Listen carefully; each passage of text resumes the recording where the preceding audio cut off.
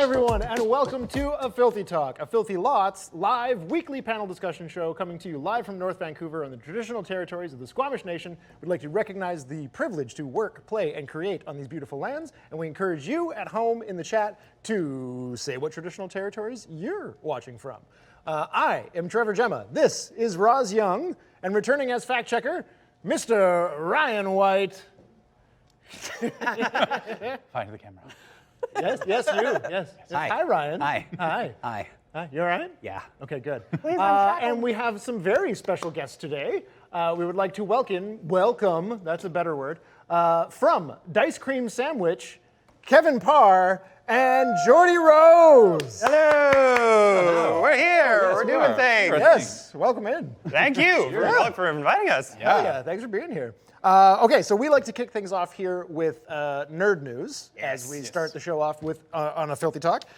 So we have a few things queued up here, and Alex, I believe you threw together a few pictures from the new Lord of the Rings series that just got released. So if you wouldn't mind queuing that up for us to talk about and look at, that would be awesome. I have not seen these pictures. Oh, really? Oh, Real live okay. looking. They're pretty cool. Yeah. Pretty cool. I haven't actually seen them either, so.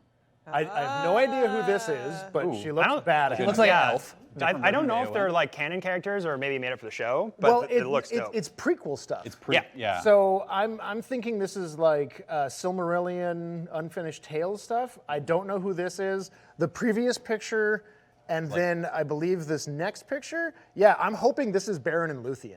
Oh, yeah. Ooh, that would be good. Yep. 'Cause I am not familiar with Silmarillion lore like at all. Oh, okay. So I'm like super stoked to see what they come up with. You're in the same boat as most people who read it, too. Yeah. It's like, It's a hard read. Yeah. Oh, I Well, I mean, bet. if you thought Lord of the Rings was rough, Silmarillion is something you Silmarillion's- really have to oh be my willing God, to dive in. Yeah. Real dry. 400 pages of descriptions of landscape. But I thought the most engrossing part of it was the epic of Beren and Luthien. For sure. It was just, it's like, for those who don't know, it's an amazing love story that takes place way forever ago, and there's just this like super badass elf who is has to go and claim the jewel from the crown of Morgoth, who is like the master of Sauron. Right, way back in the- yeah. I'm a deep lore nerd. Do you know? Do you want to somewhere? Okay, yeah. I love it. and he Tell me does it- more. Tell me more, please. But he does it all like single-handedly. Yeah. Like, did you ever watch the Tom Cardy music song about Tolkien pitching Lord of the Rings, and it's all just like, they walk? Oh. And the people are just like, that sounds like a great story, and then what happens? And they walk some more. They walk some more.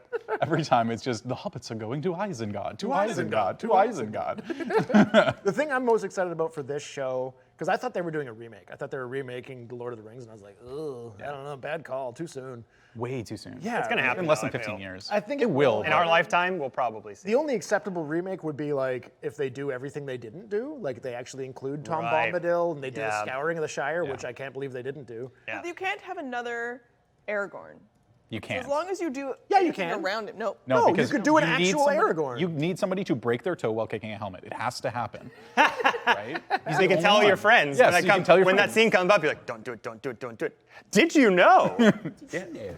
But the thing with Aragorn that I didn't like in the Peter Jackson films was that they turned him into a reluctant hero. They did. And in the books from the get, everywhere he goes, he's like, behold, the shards of Narsil reforge, and every man is like, oh, let's follow this guy. Like everywhere they go. Yeah.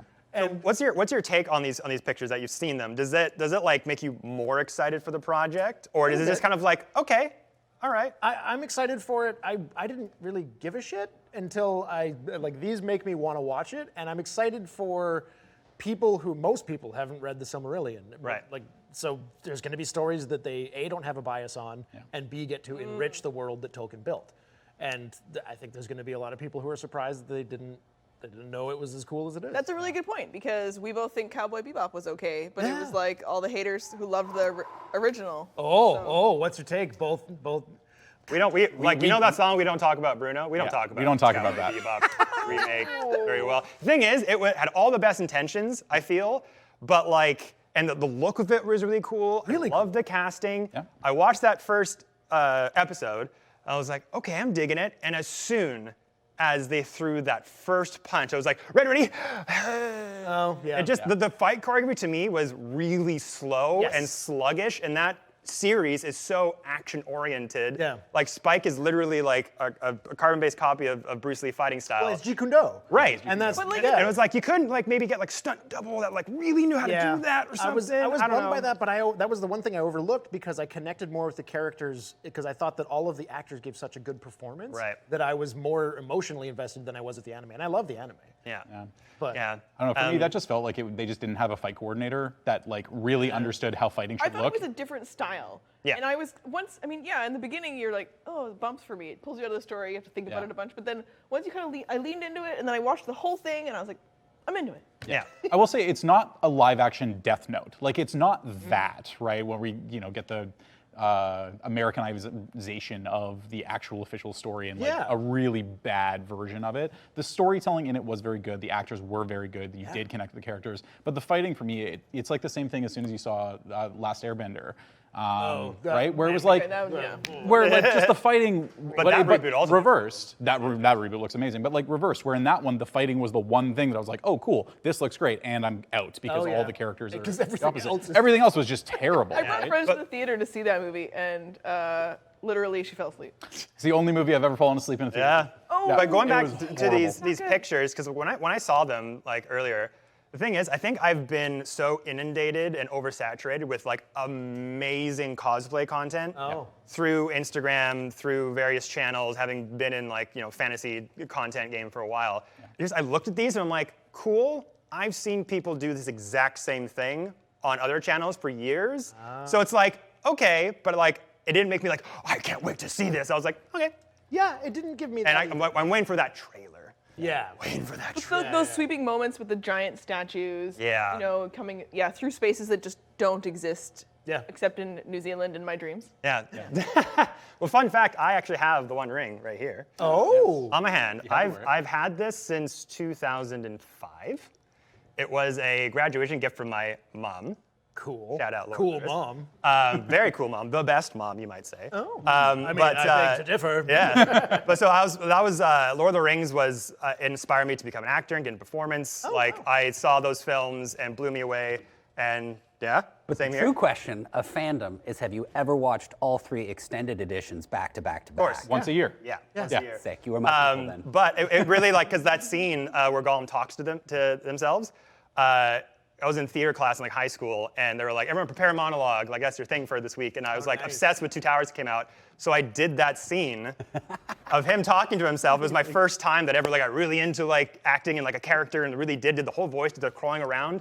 And my acting teacher at the time really liked it and was like, "You should go to this acting class in Vancouver." And I grew up in the Gulf Islands. Oh, okay. So I grew up in Salt Spring. I went to high school in Salt Spring Island. Nice. And so on the weekends, we had like a 4-day school week. I would go do school, then prep scene, and then take the ferry into Vancouver, go downtown, do like a 4-hour acting class, then take the ferry back, and did that for like a year. Dude. Till I graduated early from high school to go and just be a performer, do that whole goal and everything. So this was like a gift from my mom to be like keep on the journey, don't give up, get to put your ring in the fire kind of to your thing. mountain. We're still getting there, but yeah. Wait, when you feel like you get there, will you stop wearing the ring? No. Yeah, all right. No, you start wearing. The thing is, right answer. you'll never get there. Creative endeavors, you want to reach a thing and just go for the next thing. And she had it melted down from old gold jewelry of hers that she had. So it's very damn. personal. Oh, yeah. no, don't get rid of that. No. That's crazy. Nope. I'm rich now. Bye, Mom. Gold. I'll put that in my pile of other gold coins. Platinum is where it's at. Yeah. Okay, other nerd news, because we're not even getting into the bulk of what we're Okay, Futurama revival was announced. Yes. Yeah. Yeah, shout Huge, out to huge my girl. Futurama Well, fan. shout out to my girlfriend for telling me about this literally last night when she was like, "I'm so excited. Are you being to Futurama?" And I'm like, it's good. Mixed feelings though, right? What? Yeah. It's so. Oh, what if it's bad? Well, But isn't the same, is Matt Groening coming back for it? Yeah. Groening's coming back. Right? So it's the same creative team, But except John for... DiMaggio is not Yes. confirmed, Yeah. and there's a whole thing about No Bender, I'm out. Yeah, there it's, has been. It's such a big part of that show, though, It's like if someone revived your favorite TV show and the supporting lead was just someone completely different. You're like, Yeah. But they do that with other characters, when they do, Batman animated movies, the Joker's different every time. It's not always Mark Hamill. Yeah. And sometimes they kill it. They do such a good job. And sometimes like, yeah, it wasn't as good as the last one. But like when everyone's the same, I don't know. People also get like, it's a nerd community. We get really, really angry and hyped up when the one thing is not perfect that we want it. Nerd fight. So I don't know. Did they even announce who they had that's gonna play? No, I think there's like not confirmed who will be. I think. I mean, Ryan can double check for us because we have a fact checker. But I don't think they have anybody confirmed. And maybe if they pay him enough money, he might still do it. You think he's just holding out? It's possible. I mean, he knows how much of an influence he had on that original show. Oh, yeah. That if they're going to do a reboot without He's like, him, I'm gonna make my own show with hookers and blow. Bender the show would probably do better. David X. Cohen and Matt Groening are both signed back on, the original creators and developers of the series. We've got Billy West, Katie Siegel, Tress McNeil, Maurice LaMarche, Lauren Tom, Phil Lamar, David Herman, and Joe DiMaggio, who did Bender, is not currently attached, but they're So then, it's also a matter of too that you don't want to announce somebody who's going to be taking over as Bender and have that person suddenly start getting death threats, right? Because you're not playing my character that I've known for 10 years, right? Yeah. But if at the end of the day, if they just choose somebody, because like that's happened in film fandom forever. Oh, yeah. Like Batman's a perfect example. Oh, Christian Bale's not my Batman. Ben Affleck's not my Batman. And some people go to camera and they're like, I was completely wrong. Or even Joker, like Heath Ledger. Like people are like, that's not my Joker, and then absolutely smash it. So it's like, I think people are more forgiving to. People are. We won't get. Don't get into the We Joker. don't have enough time to get into that. Trevor will won't. out Joker knowledge. You can hold one back, I'll hold the other one back, and we can just spit at each other. I feel like more like the fan community is always so quick to judge and to like put that hate. Yeah, but at the end of the day, if the product's good, they're so quick to just forgive everything 100%. right away. So I don't know. I'd like to see the final project, but I'm a huge Futurama fan. Enchanted is one of my favorite Great new show. shows that they've done. Great It's on show. Netflix. It just released its like Fourth season. Yeah. I love that show, and I think all the creators involved are so talented. So like, it's like 99% the same thing. Yeah. Just this one thing. It's Fantasy important Futurama. thing. Yeah. But I don't know. I feel like if they They could have called it announced- Fantasy Rama, and it would have been Right. But can you more imagine if they're abstract. like, I don't know, Seth Rogen is going to play Bender? People are like, Oh, that would be weird. Well, it would be weird, but like I'm saying, like a name that like people like Yeah. would be like it would start to change the conversation. Maybe just not Bender. Like maybe just do like. A new character. Yeah. Weird. Just don't Robot. include him, maybe. Like if it's going to cause that much pain, maybe I don't know. yeah. Reboots are weird. It's a tough one because for Bender especially, like he is such an integral character. Like if it was, Best parts of it. excluding Zoidberg, like I think people like could maybe get on board with that a little bit more. Like definitely, again, major character, but is not a Bender, right? Is not a like has entire episodes dedicated about his character that people see as some of the best episodes of the entire series. Yeah. Right? Without Bender, it's weird. It's weird. Yeah. Weird.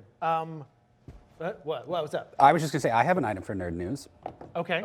Is it about space? No. Well, it could be, but I just wanted to Ryan, give my very quick 15-second review of a new video game that I'm currently obsessed with. Go for it. Which 15 is seconds. Ollie World. If you like adventure time, skateboarding, rad electronic music, good platforming, this is the game for you. Cannot recommend it enough. It is my current obsession. What's it called? Ollie World. Do you remember like Line Rider, like the ski game back in the day where you had the little guy that like rode the line? Oh, kind of. It's kind of like that, but like with the most amazing like Adventure Time inspired aesthetic and like a really dope electronic music soundtrack and like all these tricks and combos, and yeah, I'm super obsessed. I just saw Chef Kargs in the chat said, "Why not Zoidberg?" But what would sell, I think, would be like a side series focused on, or like an anthology series focused on one character. Yeah. Like, Or they I would came watch back- a Zoidberg show now. Oh yeah. Yeah. What if they did like the Arrested Development thing, where they did like episodes about everybody, Oh, and like- then they all came and then back they all into the end. They were all the yeah. same episode. But then someone would be like, "Where's Bender?" Can't win. Okay. So also the new Jurassic Park, Dominion. Yeah. So Thoughts, we'll let him feelings? just have 5 seconds for this one. Yeah. We watched the trailer about like what 10 minutes before we came on. Yeah, And I haven't seen it yet. Yeah. If you haven't seen that yet, watch that trailer because Kevin, the sunset scene. Hey, yo. How hard was I the want to gasm? ride them dinosaurs. No, that trailer just Don't kink shame. No king shame. looks so good. And like, again, we're all in the age range where like Jurassic Park, amazing, life-changing movie. Even the second one, love Jeff Goldblum. Still taking literally the stage. watched to this day. Third one, hey Alan, weird. Remember that? That scene in the plane? Alan. Alan. Yeah. We're here. Off the mark. And even the new ones, like with Chris Pratt, they're really fun The first one's fun. The second one, they just kind of redid, tropes from the last movie. Fine, it was fun. Make tons It of works money. for Star Wars. It works for Star Wars. But the whole thing about those new movies was like they weren't trying to do anything new. They weren't breaking the mold. And that was the biggest criticism of those movies. They're like, okay, it's a fun reboot. Chris Pratt is good. Blah blah blah. We did the park again. Yeah. This time this it'll work. movie is like doing something new. Yeah. In new setting and a new It looks problem like all for them. kinds of settings. Yeah. Yeah, They're all over like the them place. roaming the earth free. Amazing scenes with dinosaurs that you've never seen before. Those shots of that sunset scene where they're roaming the plains and there's a goddamn horse in the shot. Well, dude, the fact that the trailer opens literally on them on horseback chasing dinosaurs, basically, like, it gave me the, I can never remember his name, Daniel, who was in the James Bond movies, Daniel Craig? Craig Ah. in Cowboys vs. Aliens kind of vibe of just like I a haven't modern looked day. at that movie. Well, yeah, I mean, that's an opinion. Yes. I was just going to add a little bit of scientific context. In the trailer, there are multiple shots of dinosaurs in the snow, Yeah. which Yes. some people might have thought was unrealistic. But actually, the emerging scientific consensus is that dinosaurs were warm-blooded because there have been dinosaur fossils found in northern Alaska, which at the time dinosaurs were alive was actually even more north than it is today. So it was a frozen, snow-covered environment. They have found dinosaur eggs in northern Alaska too, indicating that dinosaurs lived there all year long. So they were able to survive in a frigid, frozen, inhospitable landscape, therefore most likely warm-blooded. So those shots make sense. So on that thing, that when you go back to the original first movie, when they had said, this is a warm-blooded creature, this doesn't live in a swamp, right, of them laughing, actually came true. Science. Science. But like my Tomb of Annihilation dreams came true watching that. Like the D&D campaign where it's like in the jungle and you get to interact with dinosaurs. Yeah. Oh, I'm unfamiliar. Yeah, it's a D&D 5th edition I'm campaign actually a called- D&D rookie. Oh, Really? It came out in like one of the first runs of campaigns I think they did. Really fun. It was like a remix of the old Tomb of Horrors. Yeah. It takes place in like a jungle environment, and there's like dinosaur monsters roaming around you could interact with, and then eventually it leads to this huge dungeon delving part that's like like you will die. Yeah. Like anyone who plays that campaign, like have 2 backup characters because you will probably die. It's He like doesn't like to insanely hard. die. I don't like to die. Not yet. any Just Just game. play a cleric, you'll be fine. Just wait till you die really awesomely. Love that. Wait until you have your moment of falling out of a skull. That's an awesome death. Okay, so, I mean, we've come this deep into this already. We're like 20 minutes in. Dicecream Sandwich, let the Hi. people know who you are. Who are we, Jordy? We are a D&D pod. No, we are. We're not a podcast. A podcast. We're a Twitch show. Yeah, we're D&D, I guess, content creation Going great, guys. Yeah, we're good. hub, I guess. We do live streams on Twitch. We make content on TikTok and Instagram. Been doing that for a few years now, and just had like an insane, Meteoric 2021. weird year where like our content just kind of like exploded on the scene, and we got in like this last year we got to main stage. We had to go on the main stage of Gen Con. We performed on there, plus a couple other second stage shows with a bunch of other awesome creators that we've collaborated for a long time. Yep. We've gained tons of sponsorships with like WizKids and Dwarven Forge and our amazing sponsors of our channel, C4 Labs and Critical Kit, accessories company and dice company, and on it goes. Being able to come in this goddamn place and do cool stuff. So yeah. It has warmed my heart seeing how much you guys are excited about this place. Yes. Yeah. It Yes. feels Yes. right. Very excited. Dreams do come true. Yeah. Yeah, but like our whole thing, like we started off, I think, like how many years ago now? It's been just over 4 years. We started our first thing. Because we first started with 2 iPhones on a basically dining room table with no microphones and a laptop that I borrowed from work. Sorry, office. That I ran a streaming software on, and we did that for 2 years, upgrading our gear progressively. Right, but before that, we were like, Well, way before Yeah, that. before that, we've been playing D&D for a little Yeah. bit. Jordy way longer than me. I ran a 3-year campaign straight through Horde of the Dragon Queen. Lost Mines of Phandelver, Horde of the Dragon Queen, Rise of Tiamat, 1 to 15 over 2 years with basically the same players. Wow, you live the dream. Yeah, where Yeah. they literally Lucky. wrote in on their final battle that I homebrewed this that they rode in on ancient metallic dragons Whoa. and did an aerial combat sequence So against cool. ancient chromatic dragons on the exterior of Tiamat's summoning lair. Like, it's every DM's dream where you almost want to put the Tiamat mini on the table, but you can't quite do it. Yeah. And so you've been DMing for a while, and I was working at a really fun bar on Davie Street for a while here in Vancouver, doing the acting thing and performance thing. Yeah. And used to Jordy and a few of his friends are friends of mine, and was coming in for like brunches on Sundays because they'd always play at their place on Sundays. Would come in. Dungeons and Dragons. Well, would come in for brunch at Come in our for bar brunch. to eat and then go play at their house. Yeah. And then I was like serving them, like, yeah, like we're playing D&D, and like I've always wanted to do that. And then it was like, you should come join us sometime. And I'd never played before, jumped in like halfway through their campaign. I had no idea what I was doing. I was like, what do I do? Jordy's like, here, I'll help you. And like, what character do you want? I'm like, Bard Monk. Sure. Bard Monk. And his name was Fender Strat. Ah! Best name ever. And he was like, what, like, what's your character going to be? I'm like, I don't know. I've never literally played before. And he's like, well, why don't you make it akin to what you know? I was like, okay, cool. So I played like a monk that was born in a monastery, never been outside the outside world before. So everything I was interacting with was the first time, which was in real life. And I was like, I don't know what voice to do. So I did John Lennon for no reason at all. Oh. I was just talking like this the whole time. I was like, hello, I'm Plays Fender the guitar. Strat. What is this? What is this place? I've never been here before. Oh, that was it. That was my whole thing. And then we did that to the end, and then we kind of like stayed in touch and played a couple things here and there.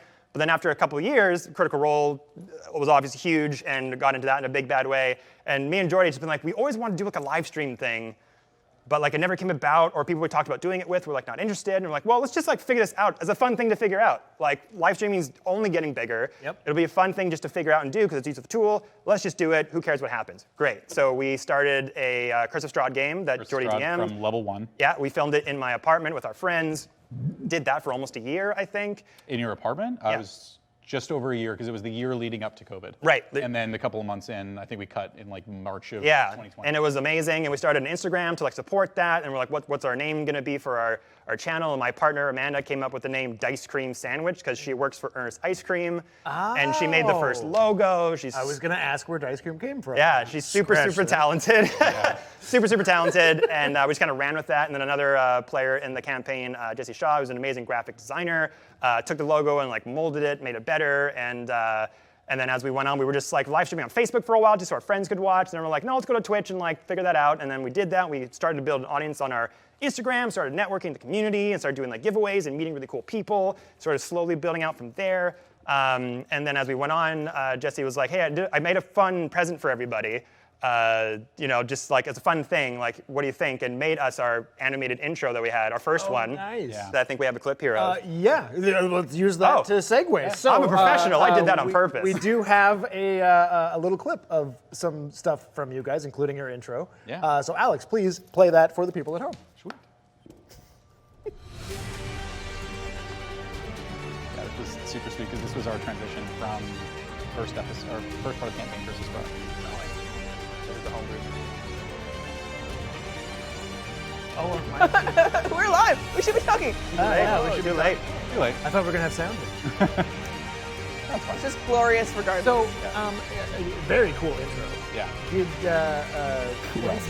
this on? So Jesse Shaw made this all on his computer. Yeah. Jesse He's a Shaw took professional our Hero Forge mini prints, put them into a software program, and he made that all on his computer. Oh, cool. Okay. And TA made can the- do that in like an afternoon. okay. Yeah, and I don't know if you can hear the music or anything, but he made the music as well, and it's like really epic and so cool. And so we we're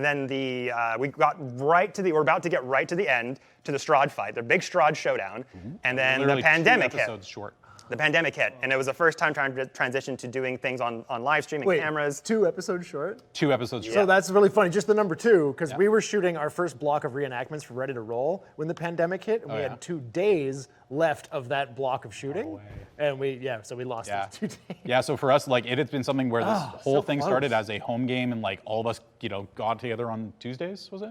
Yes. Yeah, it was Tuesdays that we sat around the table and we played D&D for like 3 to 4 hours. Everybody went home and they were all super stoked on the session. And we were leading up to this, and I had bought a 3D printer and printed out maps of the whole castle and custom Who's gonna created. print making you Strahd Castle. I wasn't going to. I did. Yes. I printed the Strahd Castle, and then I found a mini online of like a regular version of Strahd where it's his sword holding a cup of wine, and then I found a monstrous version of wings and exterior claws, and I created a custom Strahd stat block because the one in the book is boring. If anybody has ever seen Curse of Strahd and you look at that mini or look at the character info at the end of it, he's horrible. He's not a good villain. He doesn't spellcast. He doesn't do anything. He just jumps in and out of walls and hits you for like 3d6 of damage, right? So I made up this whole thing where he had an unleashed form where he grew wings out of his back, summoned a sword out of thin air that was a great sword and cleave. So dope. And so we had our rogue. So Castlevania. Yeah, closer to that. And so we ended up having Kevin's partner, Amanda, found the Sun Sword, which is like this super epic item that's in the game. And when we transitioned to being online, they were like delving through the dungeon of going to where Strahd was. And I literally this morning was just like, I want to relive some of this, and was just like, oh, this was so much fun because it was just all of us like so happy about having this one big Completed fight. a campaign too, which most people never do. Like if Start to anybody finish. know.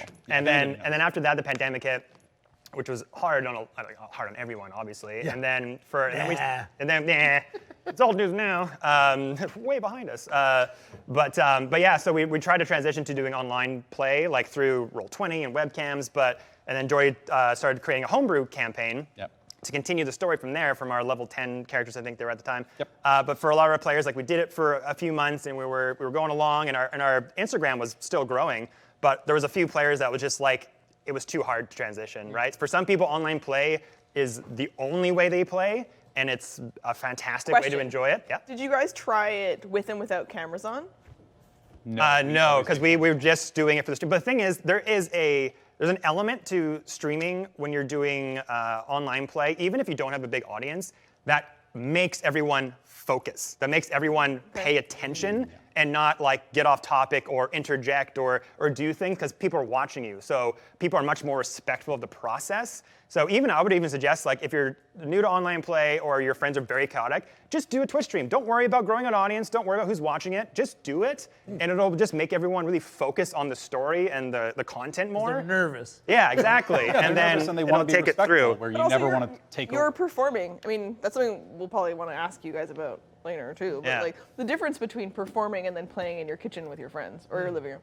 You know what? You play where you play. But like whatever it is that you like to do, when you are performing and you're live, what's different than when you're just at home having fun? There's chaos, but less of it. Yeah, I feel like there's less chaos. But the one thing for us, I mean, obviously Kevin having an acting background, my mom was a casting director, and so like, you know, I was listening to people do different voices and like picked up the ability to do accents very easily and did voice acting and things like that for a little while. And for us, like, it's always been immersion. It's always trying to get your players into and like have different aspects of characters where, oh, I recognize this NPC because of their voice and because of the mannerisms that the DM has when they play them, right? It's the reason why so many amazing DMs are amazing is because they can put themselves into that character completely. Kev is a perfect example of that, where when he runs games, everybody has that amazing thing. Roz, you do exactly the same thing, right? Yes, he does. Great. Yeah, you're able to throw yourself in. So from my perspective as a DM for 2 years with these guys and 4 years prior to that was I needed to make sure that every NPC had a unique voice. So I have 25 pages of characters, accents, ages, descriptions of mannerisms and everything sitting on my computer that I read from based on wherever they are. Nice. And Kev does that exact same thing, not to the same degree. You're a little more on the improv side. What are you talking about? I try. You succeed. You succeed. Yes, you over there. Dumb thought that I just want to put into the universe is like, you know, Fiverr's a thing. Yeah. Imagine if there was like a way that like with every one of those like 25 NPC voices, you could somehow like set up like an API to Fiverr where you could get like a different random struggling voice actor to like zoom into your show and do that NPC's voice. Interesting. That would That'd be be the a production definition crazy. of chaos. Right? Oh my God. Well, we've done You're things. walking through a market. Here's 9 vendors. Yeah. Okay. Camera 1, 2, 3, 4. Yeah. But when we got out of the, we were on a home game. We were streaming it just for fun. Yeah. And we had like 11 people maybe watching at a time when we started. But again, 11. We had 3. Yeah. Well, I got to 11. We got to 11. We did. But it really did like make everyone really focus on the story and like we still had our chaotic moments. We still like fucked around and did fun things, but like That's D&D. there is the aspect of like when there's no cameras on, there's more of an opportunity for people just like be on their phones or like screwing with the players or like everyone talking at the same time. It really like kind of brings in that focus. And then so when the campaign kind of ended with the homebrew thing because everyone was like, this is just a bit too hard. I think we're just gonna call it quits here. We had a bit of a lull, and then at that point I had joined TikTok, and TikTok had been it's only been, well, the new rebranding thing was around for like a year or so. And me, I also have a background in content marketing. As far as being an actor, I transitioned slowly from working the bar to making content for businesses and doing like fun online commercials for Facebook ads and running other people's social media and stuff like that. So I got really into that world. And then when I saw TikTok coming up, I'm like, I think this is going to be the next big thing, and like I should just start making content on it early for D&D in case it goes big. You pulled it too. 100%. Yeah. And how long have you been making TikToks? Because I was like, I wanted to look at your guys' stuff before you were on the show, and I was like, holy shit. Yeah. I think it was November of 2019. Because it was, Something like that. about a year after we started streaming when he's like, TikTok's going to be huge. Jordy, we need to get on this bandwagon. I'm like, it's 16-year-olds dancing to music videos. I don't have an interest. And he's like, no, there's a thing here. And he nailed it, like 100% within 4 months. Obviously exacerbated by this pandemic, right? Because everybody's looking for online content. But yeah, like you just nailed it with that. Yeah, and then with that as well, like, again, having been an actor for a while, there's an aspect of being able to perform and to create my own little mini skits and mini movies and stuff like that I really have an opportunity before because like, especially with D&D writing too, getting into that world, like I had not DM'd at this point as well. Just only learned from Jordy and like he was always DMing the campaigns.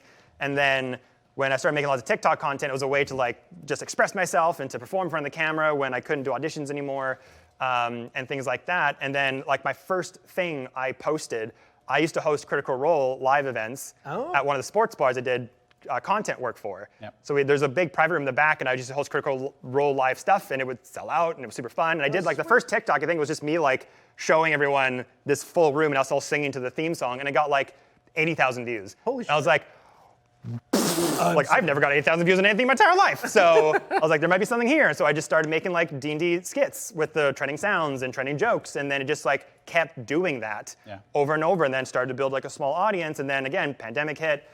The business I had created to make content for businesses like shut down. All my clients left. Oh. Because it was just like there were mainly bars and restaurants, like what I have experiences with, and that was the biggest hit that the pandemic took. Yep. So all of a sudden I had an entire year of just no work, nothing to do. So after like the first month rolled, I was like, well, I gotta do something. I'm not the kind of person just to stay around and do nothing. So I started You seem to have a lot of energy. And breathe. It's a good thing.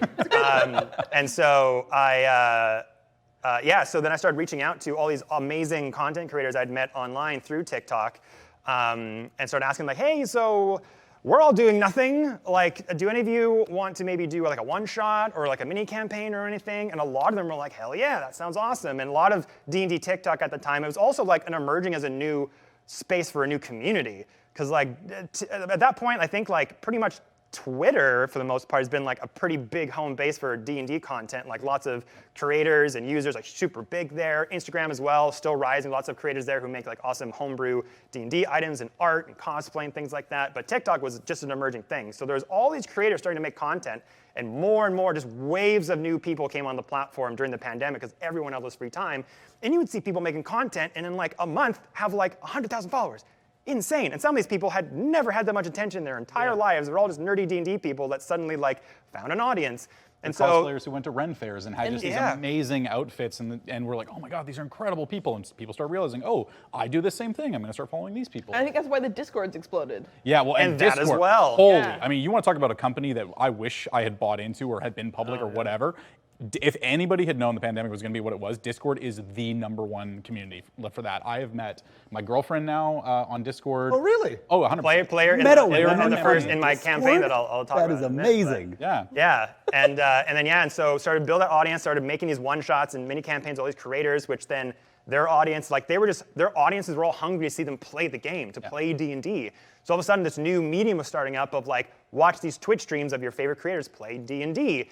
And it became a huge thing and it just exploded. And then those people we had on our shows, I did this first, it was my first time really DMing anything. And I did like a couple practice ones, and I did this like epic Avengers Infinity. I was so ambitious. I did this like 4-part thing where I had 3 different D&D groups, 3 different sets of content creators. Oh no. Story, like one shot. Oh. I think they had 2 episodes each. So everybody had 2 episodes of each of their 3 campaigns, so it was 6 different episodes. Yeah, 6 different stories where the same world-ending event was happening. Yeah. And it culminated to all of them coming together on the material plane to stop this world-ending threat. And I had this scene where I was doing one group, being like, and then you arrive and the world's like exploding and like the Prince of Frost is coming down. And then I had all the other 2 groups zoom in all at the same time. Like you see these portals opening up, like Avengers Infinity. And then on the Zoom, they like boop, boop, boop, boop, all appear on the screen. They're like, we're here to save the world. That's so cool. Yeah, it was awesome. And Jordy was a huge help for that, being our tech guru and helping me like bring that vision to life.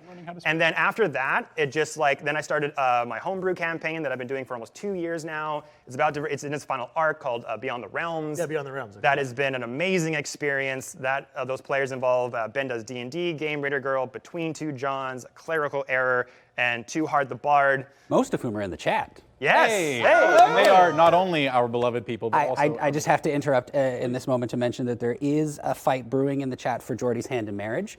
Oh, Hey! I want everyone to know. Lord. Jordy is a very popular boy in the chat today.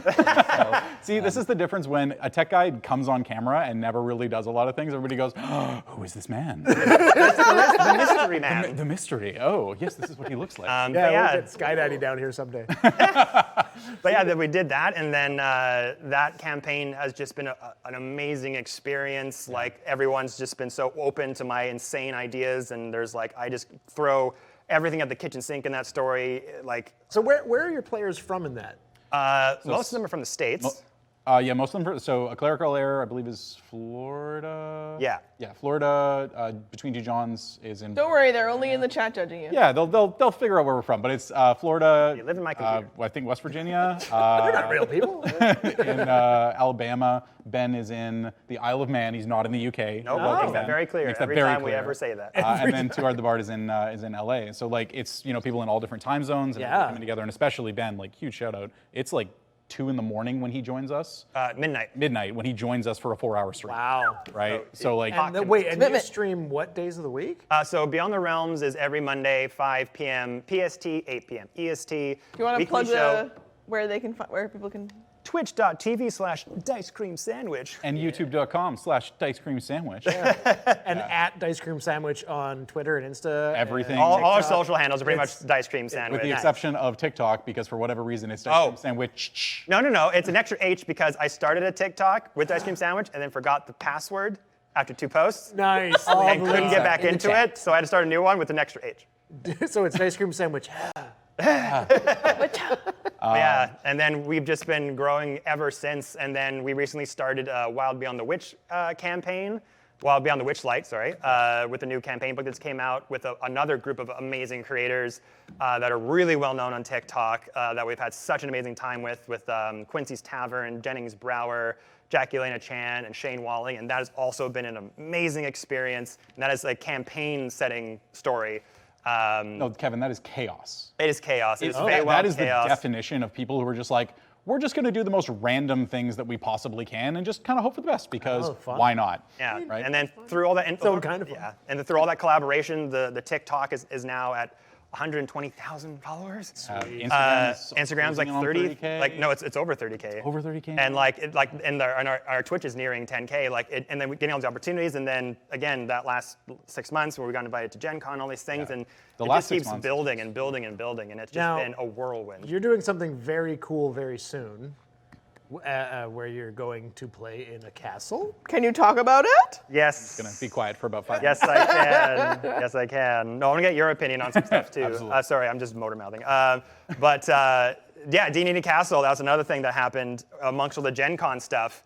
Because the Gen Con thing happened because I went on my Instagram on a whim. On a whim. Oh, whim. They didn't I was like, Gen Con's coming up soon. It's the pandemic. Maybe they need some people to fill some spots. You had heard that like everybody who would go to Gen Con is not going, and you're like, I'm just gonna take a shot. I'm like, Kevin, you're crazy. And I again was the idiot. Yeah. And was like TikTok. So I made a post just being like, hey there, this post is for Gen Con. If that's not you, ignore this post, but hey Gen Con, let's have a conversation. And literally pitched them me going through my social channels as a post. Yeah. I was like, I'm Dicecream Sandwich. I have these many following, blah, blah, blah, blah. We've done all these things. You may need some content creators to come to your thing. Like, I would love to be able to do a live stream on one of your stages. We have all these awesome creators. And D&D TikTok's not really represented this year, so maybe this could be like our coming out party kind of thing. And then I thought it'd take a while. What? Let him keep going. Yeah, phrase it. What? Damn it. It's so, Kevin, it's fine. That's how common phrase, isn't it? Anyway, moving on. I mean, yes, but it's just very different use. Anyways, I'm nervous. We made that post, and then I thought maybe it'd take like a day, maybe a week. Yeah. Literally, and I told everyone, like, comment or tag Gen Con in the post to let them know that we're trying to reach them. Literally within 2 hours? 7 minutes. Oh, it was that short. 7 minutes. Yeah. The first comment was Gen Con and said, like, DM us. Oh, shit. And then everyone tagged them afterwards. Really? So it wound up working out, and we talked with them, with their amazing events coordination team, and they're like, what are you thinking? I'm like, well, we could do, and this is where I this is where I kind of screwed up. I was like, well, we could do this story, we could do this stream, we could do this thing. Like, I basically wanted to give them a choice of, like, we could do with these creators. They're like, cool, do all three. When do you want to come? Yeah. And so it's, oh, cool. So we're going to be doing a show on opening day, main stage. Oh, second day, smaller stage. Oh, third day, smaller stage. Oh, okay, we need to prep 3 different campaigns for 15 content creators. Oh no, 18 content creators to fly in from a lot of different places. And where is Indianapolis. Indianapolis. So So Jordy was what time of year was that? It was this past September. September, Yeah. okay. Normally they're in August. I think their new one that's coming out this year is August 8th. Yes. Something like that. We're working on going back this year, too. It's fun. Hey, Gen Con, we're coming back, right? D&D Castle came out of that because they started, all my promos I posted for Gen Con, they started reposting on their Twitter. Yep. Which is like the industry hub of the D&D world, right? They're like the flagship, one of the flagship cons. So then all this huge swoop, that's when all the sponsorships came in, and that's when we met our awesome sponsors, Cricut and C4 Labs, and then that's when I got the invite to D&D Castle, and it's this amazing event that happens in Europe where they rent out this castle, they invite all these amazing DMs from all the world, like B.E. Walters and Ginny D and Mark Meir and Phoenix and on and on and on. Oh, shit. And yeah, so we're gonna go. I'm going for it's a 3-day event. I think I'm going there for a week, and my table's now booked, which is amazing. And it's just been a whirlwind experience, and I could not have done any of this without this man's help. He's helped me through. Not only has he done all the Twitch stuff on the back end, but like when Gen Con was coming up, I was like, help me, please, and like help me write we like collaborate on the stories and really help me flesh out stuff. And then Jordy also came to the con as well and helped me do all of the back end stuff, like on the stage shows for all the tech and the camera switches and everything. I still remember the day that you showed up at my apartment and you were like, Jordy, I'm having a crisis. I can't figure this out. I need your help to help me write all of these things. And we're like, okay, Kevin, what is the one thing you don't like? Games on rails. Okay, cool. You don't like to railroad people? Cool. Stick everybody on a train. We literally did a game that was a railroaded game where we stuck everyone on a train because we're like, hey, this is the opposite of everything that he actually likes about D&D. Oh, that's fun. And it was amazing, and the experience was incredible, and we got to finally meet these incredible people that we've worked with for a year. That also was so weird. Yeah. And Not only was the first... because you're just playing Yeah. with Twitch. We've That was only great. ever met these people on For the last Twitch and year. Discord for a year. Wow. Never played- met them in person. Yeah. I play D&D with a bunch of guys from across, like, some of us are in Vancouver, some are in LA, some are in New York, and we don't have our cameras on. We're not streaming. Oh. wow. I've never seen them. You've never seen their I faces? know the DM. That's another level. I've never seen their faces. Yeah, see, that was different for us where we always wanted to be on cam because the big thing, obviously, and everybody knows about the pandemic is it was social isolation, right? Especially the first 4 months, like you could not see people. Zoom was a thing, you want to see people. And so in our case, in mine especially, like, you know, I've got some good friends in Vancouver that I'm really close to and I appreciate hanging out with them whenever, but we couldn't do that. And so I'm like, I need to figure something out because I will go stir crazy. And so that became the whole Discord thing and talking with these incredible people that now like are legitimately some of my closest friends. Like I said, my girlfriend, shout out, love you, Ivy. Yeah, that like, you know, we started dating as a result of going to Gen Con, right? Oh. You're welcome. And this is the running joke, is that we are indebted to Kevin for the rest of our lives. This is really good water. Yeah, it's fantastic water, very good Kevin. water. Yeah, you're running a little low there. But yeah, so like going to Gen Con, and the big one for us was obviously, you know, we'd hoped that all these content creators would come together, and we knew that because we're working with these incredible people, they have their own audiences and their own followers, and so their fans are coming in. They want to collaborate with other people and shoot TikToks and da-da-da-da. So originally for us, it was 18 people going to come together, and then all of a sudden we got there on day one, we did our first live show at noon, and everyone's like, oh, we should get together and go out for Korean barbecue after this to celebrate. And suddenly there was like 30 of us taking over this Korean barbecue place, getting drunk on soju, some of us. Yeah, but having this amazing food and just like, oh, these are actually just our friends. Like, these are people that we've come to know and like work with, and you know, yeah, they're fun and they're good people to play D&D with, but like, no, these are just friends. Like, That's awesome. We have friends. And a bunch of people in the community came as well, because they saw we were going with a bunch of people. Then more people from the community came to Gen Con because we were performing there. So not only did we get to see our players that we've been playing with all this time, but also friends in the community, content creator friends that we've met, also came and we got to meet them for the first time. That's awesome. How crazy did it feel after the pandemic for there to be so many people? Because we're going to go to Fan Expo soon, and we're all feeling a little like, Next weekend. Yeah. Yeah. people in places all together. Well, Yep. so this is the Yep. thing. From my perspective, at least, I've never been to a big con prior to Gen Con. I've been to Fan Expo wow. once with you, but like Fan Expo's, you know, it's good, but it's not a big con, Same right? here. That was my first. That was your first one. Oh, And so okay. like for the both of us going down the States and going to like the pinnacle of tabletop RPG cons, Gen Con, there were 120,000 people in 3 days going to this thing. There are 3 entire areas dedicated to live games and tabletop panels and stage shows and whole sections of. And it was half capacity. It was half capacity. And it's still And it was 120,000 still people. 120,000 crap. plus. Yeah. And that was the first time we'd been around loud maybe we should crowds go. for an entire year. Yeah. For an entire year. That was our first time being involved with large crowds. Like I had a panic attack on the 3rd day, I think. That's Yeah, not and surprising. and mid panic attack, somebody comes up to Kevin and goes, "Hey, Oh, God, oh, yeah. yeah. So hey, so I'm really in love with my girlfriend, and like we love your content, and Quincy especially, and so on your show, like, can you just hang on to this?" And hands over an engagement ring to Kevin. It says, "Yeah, can you just like call me up on stage in the middle of your show? Okay, thanks, bye." And Kevin's like, While you're having a panic like he's literally hyperventilating. Wait, so go back to before that. This is the 3rd day. We've already done, we did two the main stage shows. shows. We're running We on did- like 6 hours of sleep. And we at did, this because point. we're also, like, the time difference is a little weird, and like, we had to get up super early to go and make sure everything's okay. And then this was like the 3rd day in a row, and I was like super overwhelmed, and I started having a panic attack, which I'm not used to. I'm usually pretty calm, cool, collected. You can't tell because I'm talking like a mile a minute. But I got there, and I started to like hyperventilate. I'm like, okay, there's a lot of people here. And I was like, So I was like, trying to pulled stretch. him. Yeah, I was trying to I stretch. pulled and do him stuff. Yeah. to somewhere that we knew nobody was going to be. It was outside our area with our game in 3 hours. And we're like, okay, Kev, here is like Take a nap. yeah, I literally gave him my mask and said, put it over your eyes, try to take a nap. And Oh. as he's laying down, this guy like pigeonholed No, it was him. walking. Sorry, it was walking to that. This guy I pigeonholed was walking away from the crowd to like, I just needed my own space for like a good 2 hours before we do this final show. Yeah. And I'm walking down the corridor, and this guy's like, Dicecream! Hey, Dicecream! Hey, can I see you for a second? I was like, yeah, sure. Hey, what's up, man? And just like, this is why I'm here. Like, Yep. let's do it. And he was like, and then as Jordy said, like, did a whole rigmarole, and was like, yeah, so here's the ring. But this is like the dream, right? Lord of the Rings style. Lots of shit is going on for you, and someone gives you a ring. And But do you know what it's like when someone gives you their engagement ring and says, like, can I propose to my like future wife on your stage? I'm like, you gave me the ring. I was like, I want to eat it.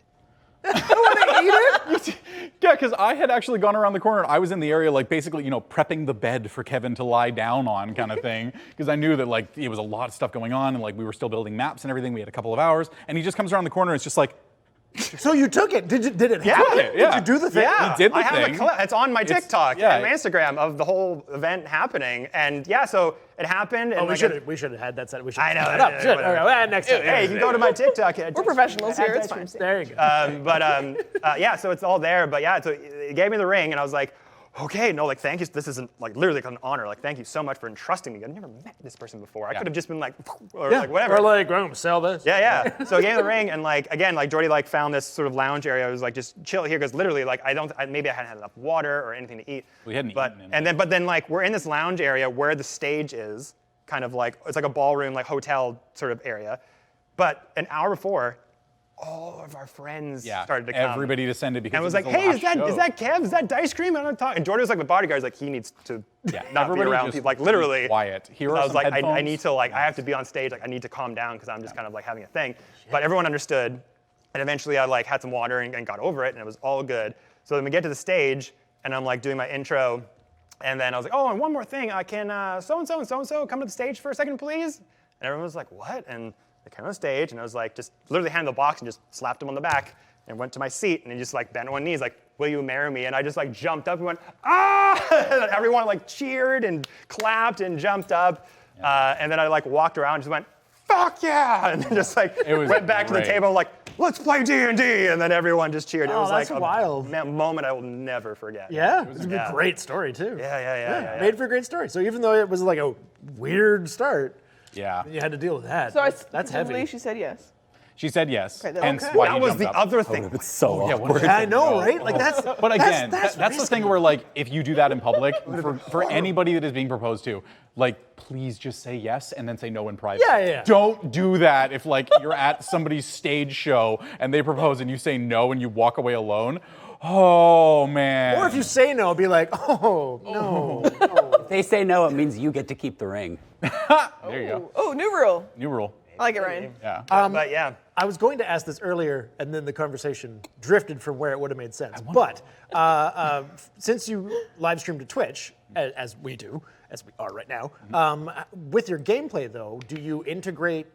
Like, do you have redemptions for people or stuff that they do with bits? That like, question. how do you integrate your chat? So and your we have audience? one. So the Twitch stream itself is kind of my area of expertise, where I bought a $2,500 computer and like I need to just learn how to do this. So I taught myself OBS and Premiere Pro and Photoshop and like started building overlays and everything. And so for our Twitch community, initially it's just we're learning how to stream. We're gonna deal with that stuff down the road. Now it's at the point where like our longtime fans and especially people who are subbed to the channel, shout out to our subscribers, they can earn points on our channel just for watching us and then they can redeem those to give a D4 of inspiration to players during specific moments. So there's big ones obviously when combat starts up that like people have been watching the channel for 6 months or so. If they haven't redeemed anything, they'll give every player a D4 of inspiration, which lasts for the session. So the players have to use it until the end of that. We've thought about doing integrations, or at least I have, of like, different things where like if you cheer X amount of bits, it'll give a player advantage on a roll. But then it ends up being something where it takes away from the essence of D&D, which is that you are responsible for your choices.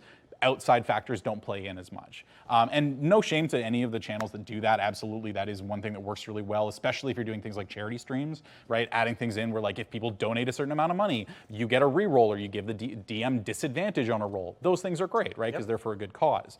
In our case, it's like, oh no, here's like a little thing that you can do for your favorite player that takes a really long time to earn. So you know that when you're redeeming it, you're doing it maybe once a month, right? Like for all of our streams and everything. And yeah, because there's the whole gamut is out there. Like, yeah, and there really is. Like there are entire channels that I've seen that like they'll, if you donate $10, one player will like, I don't even remember what it was. Like the DM will just introduce a random encounter as the players will walk through a forest or something. You can pick the monster that the players will fight depending on the amount that you donate. Dragon. Yeah, and like there are some that I've seen where people have donated like $150 and all of a sudden like a party of level 6 players have to fight an adult green dragon. I'm like, well, that's just, TPK. Yeah, but it's not only just a TPK, that's breaking immersion. At the end of the day, D&D is there to immerse the players especially and the audience in the world, right? And that's the reason why your games have been so great, and especially that whole, Avengers kind of thing coming together at the end of the Prince of Frost arc, and now this whole campaign that he's been running with the Beyond the Realms people, where at the end of it now, they're all coming together and it's all of the the demons of their past that are coming together of like, this guy's ex-party is now here. This guy, John, Mr. Fiend has his rival is now coming in as like an entity that they're having to fight against. Cool. Right? And so it's this really interesting juggling act where you want to keep your community engaged, but the way that I find, and I think we agree, that you find to keep your community engaged is by not giving them control over your story, right? If you do that too much, it's going to be what one person's vision So is. then why focus on Twitch, and why not stick with something like YouTube Live or Facebook Live as you started with? Well, Facebook Live is because, but Yeah. it's not as good Facebook. from a creator perspective. Zuckerberg.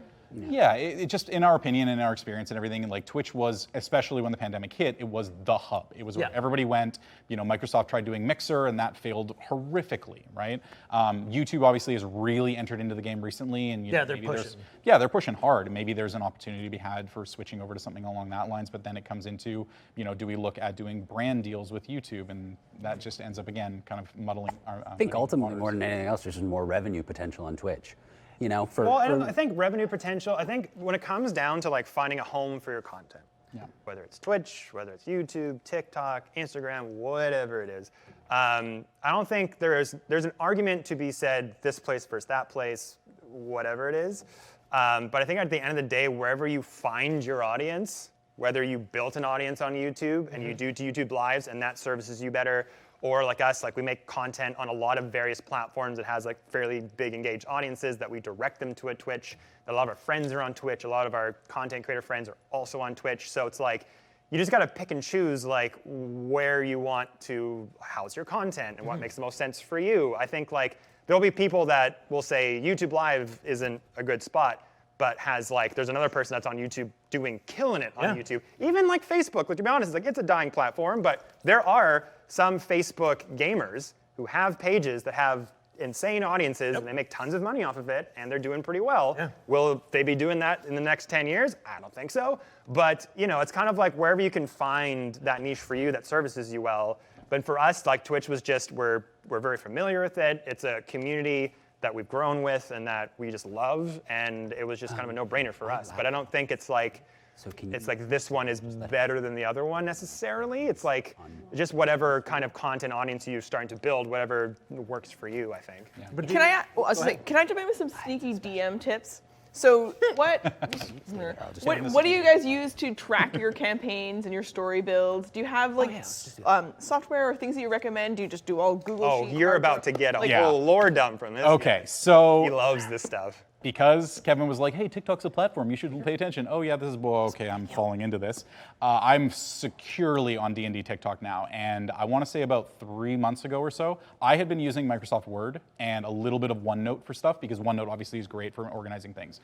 There was a TikTok that I saw that somebody put up of, hey, you're a DM, you like organizing your games. Look at this program, and it's a program called Obsidian. Have you heard of Obsidian? No. Okay, the DM. Life changer. Life changer. So I wish that there was a way for it to show up a graphic of this. So Obsidian is, I think it was originally designed, if I'm not mistaken, as a coding program to people like be able to run code, because there's different commands that you can put in to highlight things and link back to other things. Okay. The basis behind it is it's OneNote on crack. It is. You can put in commands where you're in an edit mode. You can run out an entire document exactly like you can in Word. You've got all the same formatting options that you have in Word. But as you're doing that, you can have commands that will create a link on a specific keyword or name. That keyword will then link to a separate note that then has all the details. When you hover over it, it will give you an expanded view in a minor window. So you could have an NPC name that when you hover over it, it'll give you the age, the accent you do for that character, and so on. When you click that, it'll open in a separate tab. But the one that really got me is as I'm building out cities. So right now, shout out to my Phalai crew. Obviously, we're not broadcasting anymore, but we're going to be continuing our game off of Twitch. I've transitioned everything into Obsidian, and I'm doing the entire campaign based in Wildemount, the Critical Role campaign setting for campaign 2. And so I've used this program through the assistance of a bunch of amazing people to now have a map of Wildemount with clickable links for different cities that will then show me information about the cities, populate lists of NPCs based on that cities that will go from there. And it even creates a web diagram where you can see connection points between characters. So this NPC has a connection to these 3 cities and these other 2 NPCs who have connections here. So as a DM, it creates you the web of what your world looks like. But as players, as your DM is sending you stuff, you can start to see the web being built that they've created for you. And it's just one of the most powerful tools. It takes a while to get used to because it is very different, but holy cow, it has changed my life as a DM. It's the only thing I can ever recommend anymore. And I have pages. billions of tabs open. Oh, yes. Some are complete We don't notes, tab shame here. and some are notes that I started and then have a chunk of that. Then the second half of those notes are over there. Oh, nice. Jordy is like the organized king. Like, loves all the programs, loves all the fun organizing toys, loves to keep all these things very neat and there. And this is also like, this is still my first, going into my second year of being like professional DMing. It's still the first year. No.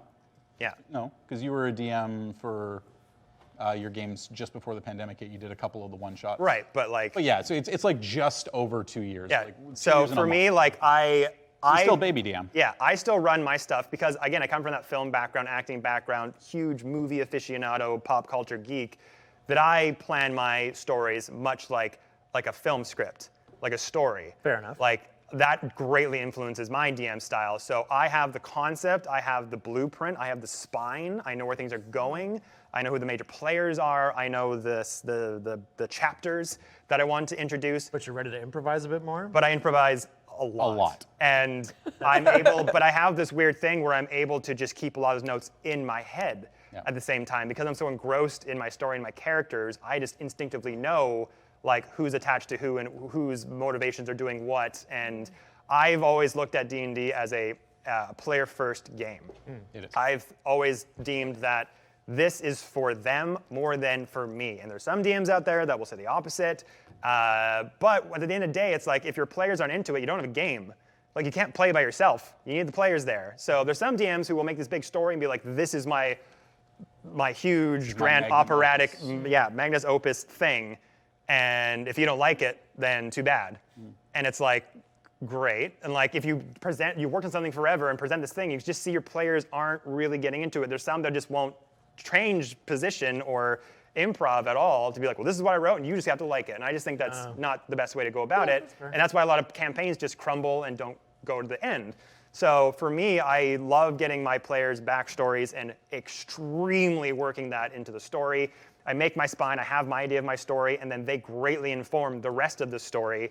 And then there will be times when, we'll be going on a curve, and like I think we have a very good example of this as from our Witchlight game that is the most chaotic story in the Feywild. And Beyond the Realms, they are also very chaotic at times, but there are times when like I have a setup, I know what I want to do, and they'll just do a thing that just like, I did not prep for that at all.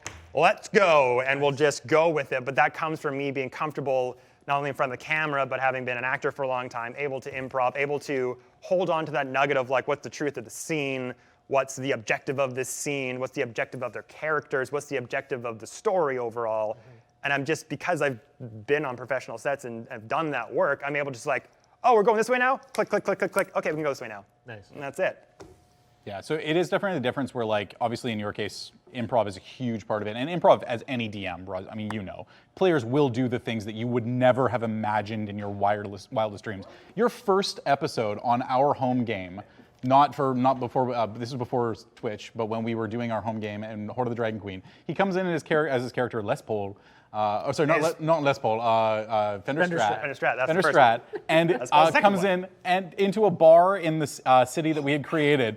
And the first interaction that he has is with an NPC, and he just kind of walks up and like sits down. He's playing a halfling This bar. is because halfling we took a little bit of a break, and I said my monk, like I had to do work and I couldn't play for a couple sessions.